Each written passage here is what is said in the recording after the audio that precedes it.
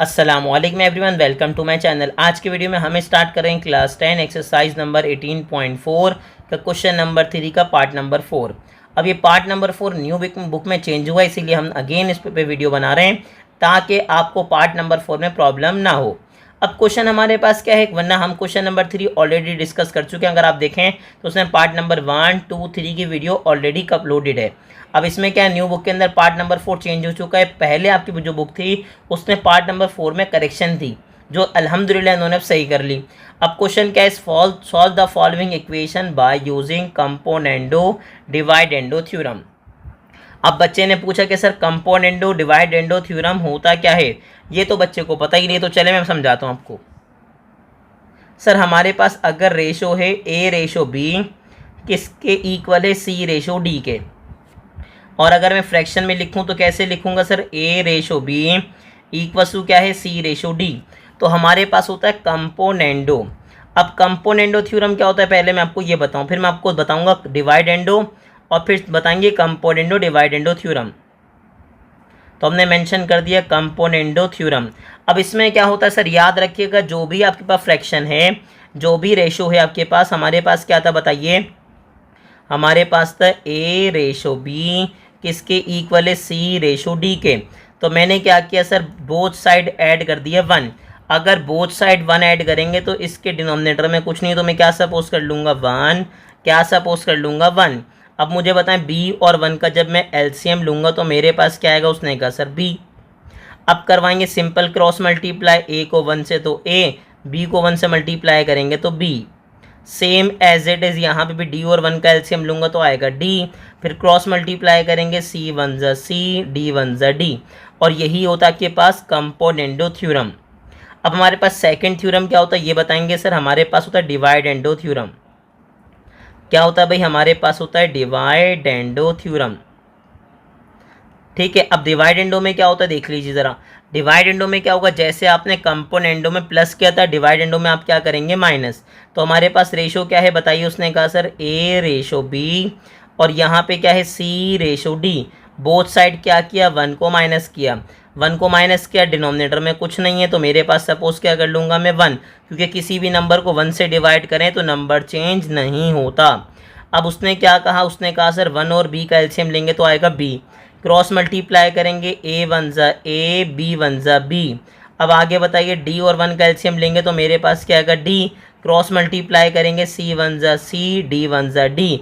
और यही आपके पास हो जाएगा डिवाइडेंडो थ्योरम।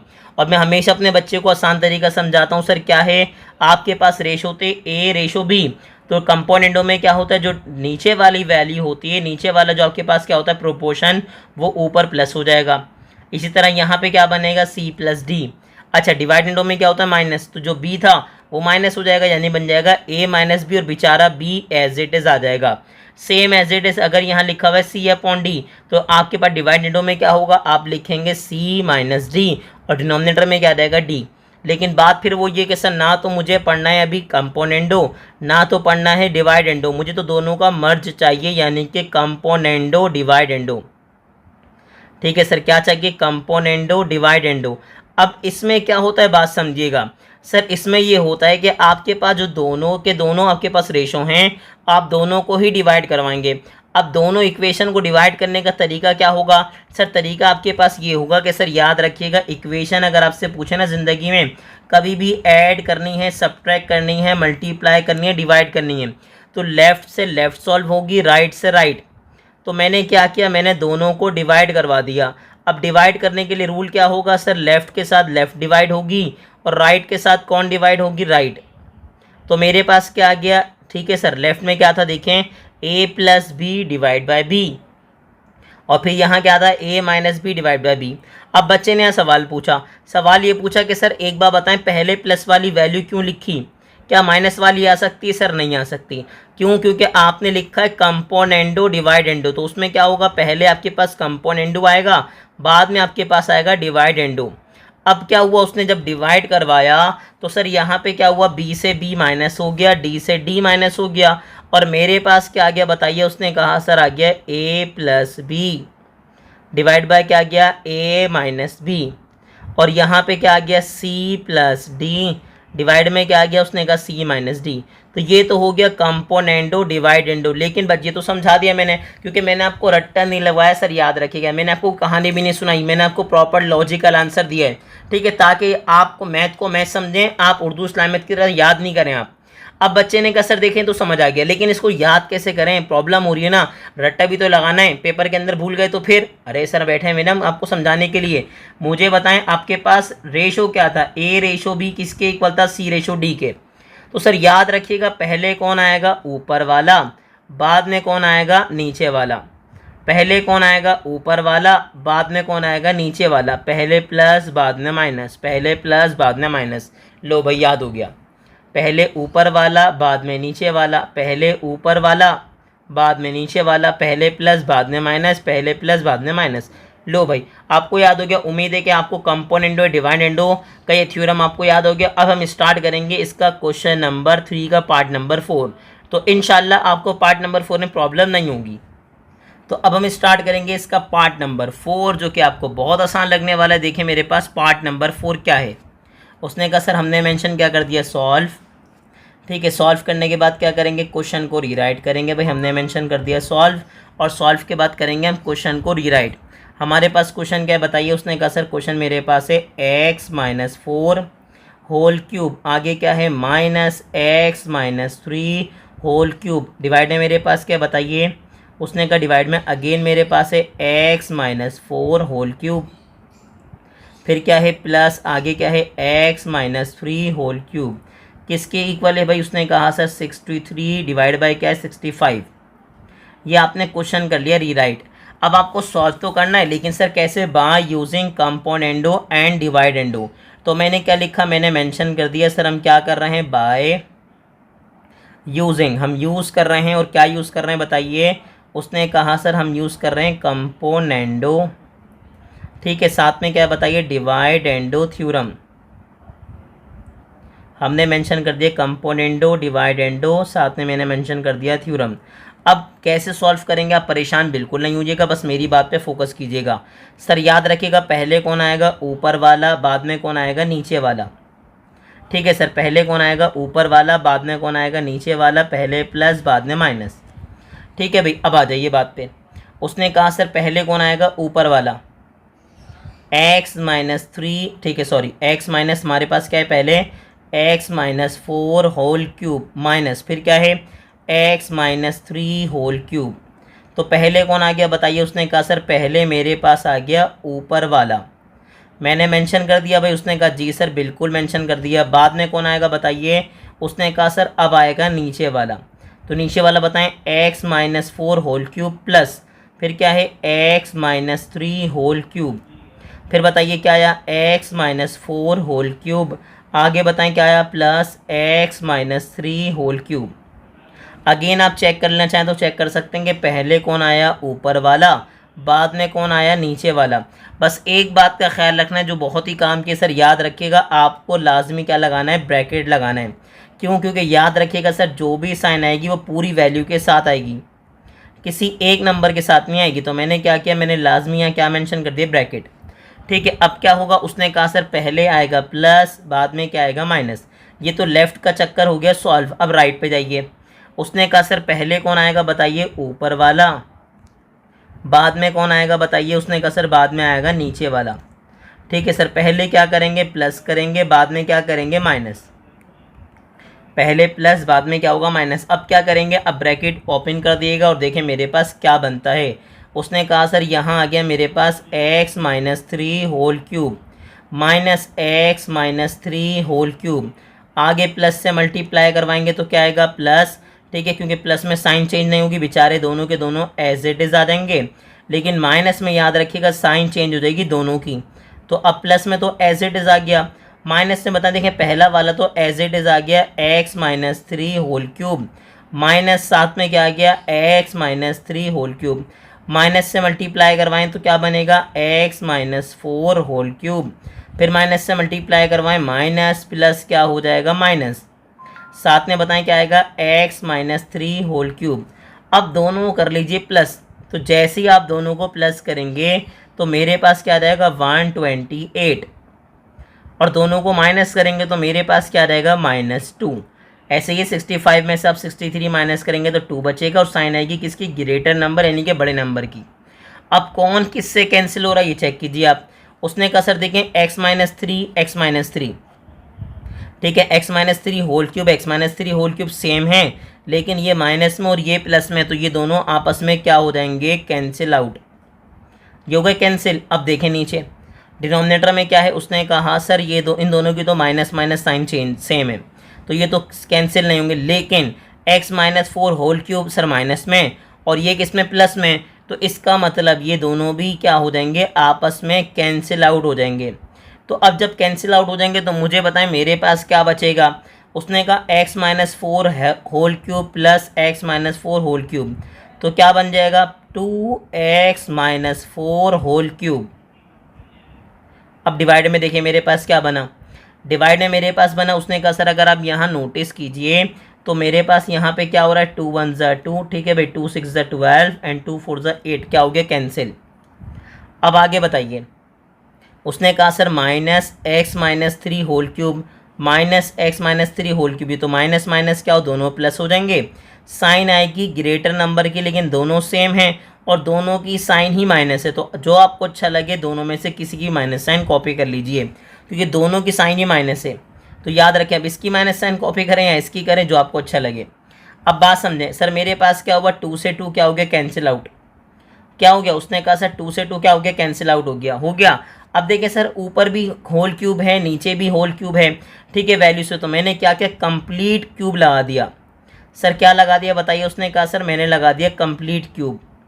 ठीक है, देखिए ऊपर वाली वैल्यू जो ठीक है, जो न्यूमरेटर में है उस पर भी क्यूब है, डिनोमिनेटर में जो है उस पर भी क्यूब है, तो मैंने क्या चेंज कर दिया, मैंने बेसिकली चेंज कर दिया होल क्यूब में, और जो माइनस साइन था ये बेचारा मासूम बाहर आ गया। फिर उसके बाद क्या किया सर, ये माइनस साइन और ये माइनस साइन दोनों आपस में क्या हो गए, कैंसिल आउट हो गए। अब कैंसिल आउट तो हो गए, अब उसने कहा सर मसला ये है कि, बात समझिएगा, एक बात मैं अगेन रिपीट करूं, सर अगर वैल्यूज़ मल्टीप्लाई हो रही हैं या डिवाइड हो रही हैं तो पावर आप होल में चेंज कर सकते हैं, लेकिन प्लस माइनस में आप ऐसा नहीं करेंगे। अच्छा, अब बच्चे ने कहा सर ये हो रहा था प्लस माइनस, लेकिन बच्चों फोकस करेंगे, देखें इन पे, ये पूरी वैल्यूज़ जो आपस में हैं वो क्या हो रही हैं, उसने कहा सर दोनों आपस में डिवाइड हो रही हैं। तो हमने क्या कहा, हमने कहा सर ऊपर बी क्यूब नीचे बी क्यूब, तो किस में चेंज कर दिया, होल क्यूब में। ठीक है, अच्छा आप चाहें तो कर दीजिए, अगर नहीं भी करना चाह रहे तो कोई मसले वाली बात नहीं है, आप परेशान नहीं हो। अब बच्चे ने कहा सर अगर मैं होल क्यूब में चेंज नहीं करता तो मैं क्या करूँगा, आप परेशान नहीं हो, मैं यहाँ पे आपको स्टेप बता दूंगा क्या, फिर आप क्या करेंगे। अब उसने कहा सर होल क्यूब में चला गया, मुझे गेम खेलना है एक्स के लिए, क्योंकि सवाल में क्या लिखा हुआ था, सॉल्व द फॉलोइंग। याद रखिएगा, ज़िंदगी में कभी भी अगर आपको इक्वेशन मिलती है और वो कहता है सॉल्व कीजिए, तो इसका मतलब ये कि वो आपसे कहना चाह रहा है कि find out the values of unknown. आपको अननोन यानी कि एक्स वाई जेड की क्या फाइंड आउट करनी है, वैल्यू। तो मैंने यहाँ पे क्या लिखा, उसने कहा सर अगर वैल्यू स्क्वायर में फंसती है तो ख़त्म करने के लिए कौन आता है, उसने कहा स्क्वायर रूट। लेकिन अगर याद रखिएगा क्यूब के अंदर वैल्यू होती है तो सर ख़त्म करने के लिए कौन आएगा, क्यूब रूट आएगा। तो आप क्या लिखेंगे, taking cube root on both sides. कहाँ पे बेसिकली अप्लाई करेंगे, उसने कहा सर बोथ साइड्स यानी कि दोनों तरफ। ठीक है भाई, क्या होगा, क्यूब रूट आ जाएगा, और सर कहाँ जाएगा, उसने कहा सर दोनों तरफ। ठीक है भाई, मेरे पास क्या था बताइए, उसने कहा सर मेरे पास है यहाँ पे, ठीक है, मैंने यहाँ भी मेंशन कर दिया क्यूब रूट। अब आ जाइए वैल्यू पे, उसने कहा सर वैल्यू मेरे पास क्या है बताइए, वैल्यू मेरे पास है भाई x-4 डिवाइड बाय क्या है बताइए, x-3। ठीक है सर, आगे क्या आ गया, उसने कहा सर ऊपर आ गया क्यूब, और अंदर वैल्यू क्या आ गई, उसने कहा सर 64। ठीक है सर, इसके बाद क्या होगा, क्यूब से क्यूब रूट क्या हो जाएगा, कैंसिल आउट। तो मुझे क्या मिलेगा ये बताइए, उसने कहा सर मुझे मिल जाएगा x-4 डिवाइड बाय क्या मिलेगा, x-3। अब याद रखिएगा, एक बात आपको पता होगी कि 64 का क्यूब रूट क्या होता है, बच्चे ने कहा सर 4। अब एक बच्चे ने तो कहा 4, दूसरा बच्चा परेशान होने लगा, उसने कहा सर हम कैसे, हमें तो आ ही नहीं रहा फाइंड आउट करना। तो कोई मसले वाली बात नहीं है सर, हम यहाँ पर है ना आपकी प्रॉब्लम को सॉल्व करने के लिए। तो मुझे बस एक बात बताइए कि किसका क्यूब करने पे 64 आता है। उसने कहा सर किसका क्यूब करने पे 64 आता है, 4 का। 4 का अगर आप क्यूब करेंगे, 4 को 3 टाइम्स मल्टीप्लाई करेंगे तो आपके पास आ जाएगा 64। 4 4 का क्या आ जाएगा 16, और 16 को 4 से मल्टीप्लाई करेंगे तो क्या आ जाएगा 64। तो हमने यहाँ भी क्या किया, क्यूब से क्यूब रूट क्या कर दिया, कैंसिल आउट, और क्या मिल गया 4।